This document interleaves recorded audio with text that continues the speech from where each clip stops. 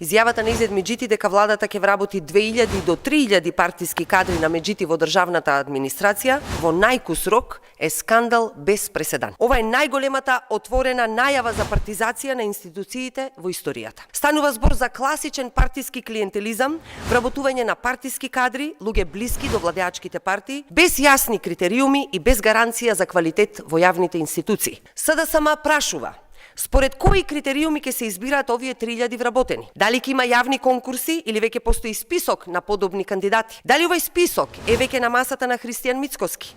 Дали ВМРО ДПМН молчи затоа што веќе е договорено дел од овие вработувања да бидат нивни кадри? ВМРО ДПМН, која додека беше во опозиција, жестоко зборуваше против партиските вработувања, сега молчи. Македонија не губи луѓе почитувани затоа што нема 3000 работни места во администрацијата, туку затоа што владее корупција, партиски клиентелизам и недостаток на еднакви шанси. СДСМ почитувани бара Државната комисија за спречување на корупцијата итно да постапи по ова изјава. Итно стопирање на сите моментални вработувања во државната администрација. Целосна истрага за овој скандал од надлежните институции. Ова не сме да остане неказнето.